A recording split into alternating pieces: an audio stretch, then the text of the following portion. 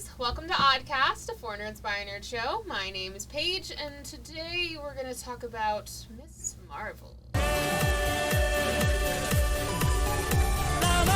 Alright, so episode 1 has just premiered on Disney Plus, and right out the jump, I want to say I love the director's art style. Yeah, the cinematography was really awesome. I did get like a Scott Pilgrim versus the World kind of. Oh yes, yeah, for sure. 100%. It was yes. It was really cool. I was like, all right, that's pretty dope. Well, that's a nice little opening. I also really love the fact that they made her into a Peter Parker-ish styled character. Totally down for it. Kind of goofy, kind of nerdy, but a geek. You know, she's coming into her own. I mean, it's a nice character build. It's also really nice to see a brown girl on screen. Knew it was coming. She's not the same color brown as me, but I'm okay with it. I just want to see a brown person, and I'm here for it. Yeah, I do like the fact that they definitely leaned heavy on her nationality in the show. Yes. So that was I pretty mean, dope. that is her. Mm-hmm. That's Yeah. her. Like you can't remove her being Pakistani or Nope. Muslim. It's part of who she is. Yes. Kind of like if America Chavez is an America Chavez, we're gonna know. Very true. It's who she is. Like that's the core of the character. You can't. I mean, change I don't know. It's true. America Chavez They've done is my it in kind of cinema brown, so before. that's Looking at you, Ghost in the Shell. You're not wrong. You're not wrong. But I'm glad to see that it happens. So the things that I thought were interesting, the bracelet. Mm-hmm. And as soon as the thing expanded to 3, you were just like, something's gonna happen.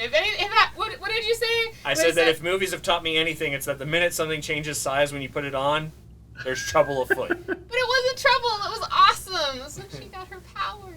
I love the subtle hints to the 10 rings in the background. Yep. I was like, okay, 10 rings, I see you.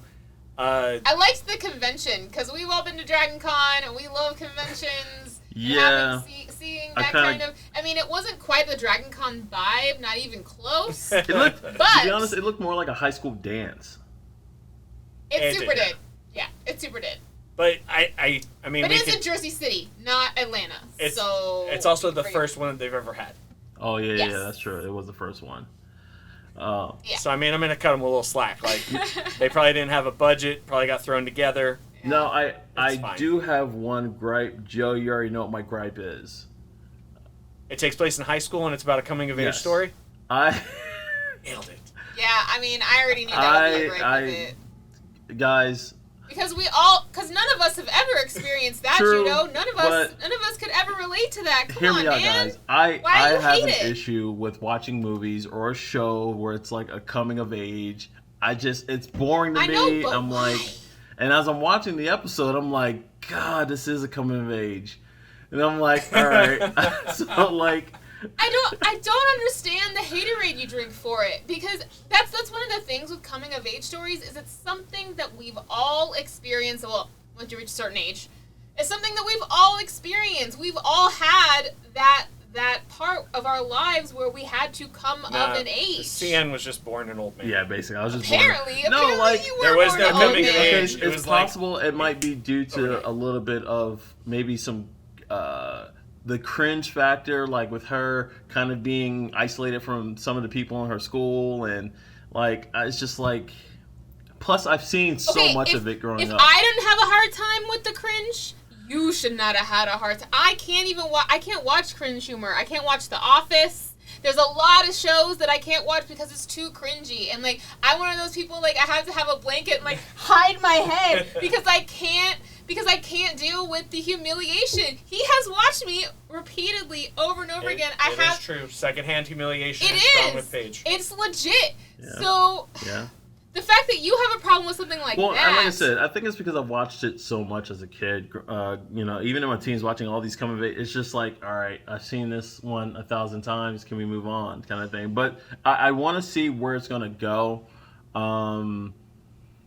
But she has powers, so her coming of age is gonna be a little. It's gonna be a little bit different. Yeah, so, and I think. I figure. Go ahead.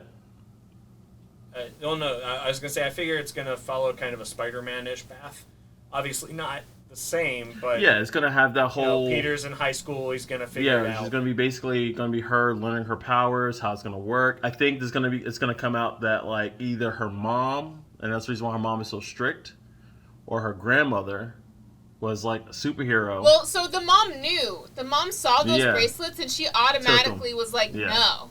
So she knows something's up with those, and she was trying to keep that.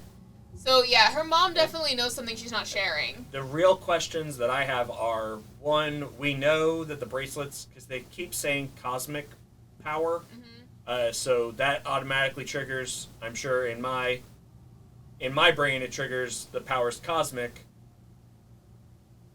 I mean, it could be that. I do like their interpretation of the way that, like, her powers look.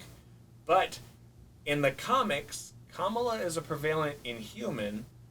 And... Well, they haven't really introduced Inhumans. The only time in the MCU specifically that they introduced Inhumans was in Doctor Strange with Black Bolt. Correct. And they never went into that. But also, Reed Richards was there. So it's like... You are correct. We don't know where they're going. So the real question is, do you think that she has latent inhuman abilities? And do you think that by the end of the show, the powers cosmic will have warped her so that she has the stretchy powers that she has in the comic? Or do you think that they're going to leave it energy-based? I think what would be cool is if that bracelet awakens her inhuman powers, like, or of her... Well, it might be that you have to be inhuman to be able to use the power of the bracelets. Like that's you have. It's like a lock and key thing. Like you have to have one to be able to use the other. But it depends on if they want to use that as a dynamic for story situations where, like, if she loses the bracelet, then she loses her powers, and then I think it's also going to be one of those. If you need the suit to be a hero, you don't deserve the suit. I also think, like, kind of along the same lane as what Paige was saying is the fact that I think that it's going to be a conversation to where, like, the genes was passed down. They're probably going to say, like, the bracelet, of course, but they're also probably going to say it may skip a generation or something along the line. So it's possible that they might do something when it comes to, like, Inhumans. I think the stretchy's coming only because all the end credit art was stretchy. Like, it was her from the comics. It wasn't like the sketch art of we're going to do it with energy this time. It didn't have that. So I'm just interested to see where they go. I know stretchy powers are hard to display on film and on television, so I get that they'd want to be like, you know what, let's not do that. Energy always looks cooler. I enjoy the fact that her male protagonist friend, who definitely, I think, wants to be more than friends, is very smart. I love that. I love the moment. Like, I've already shipped them. The ship has already sailed. Like, it's there. I don't know if it's intentional. I don't know how her relationship with other people are in the comics, but the ship has sailed. So. Well, I know that there's another dude based on the trailers, and for anybody watching, if you know, love triangles increase ratings by 46%. I don't want it. They do, I don't want it. I don't want it. I really don't.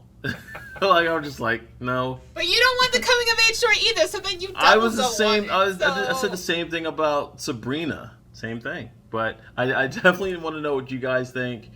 What are your predictions of? How many episodes did they say? How many episodes this will be? I think there's 6. I don't. It's either 6 or 8. I know it ends in Disney's July. big on 6. I don't know why. Remember. Disney and Netflix. Well, Netflix used to be big on 6. You know what? 6 and 8 is a great system. As long as Disney continues with their formula of here's one compact season, it has an ending, we hope you enjoy it. There could be more, but we're not banking on it. I'm down with that because it means that I get an ending no matter what, which is all I really want. Yeah, no, so I love having endings to things, like that closure that I didn't get from essentially anything that Netflix puts on their channel or platform. Or Firefly. So many shows. Just the wound in my heart from Firefly will never heal. Well, definitely let us. But what did you guys think? Definitely let us know. What did you think about Miss Marvel? How do you feel about the art style, the colors? How do you feel about finally having a brown girl? Like, let us know. What are your thoughts? And while you're in the comments, go ahead and hit that like and subscribe and the little bell for notifications so that you know when we do more stuff. All right, Later, bye guys. guys. Bye.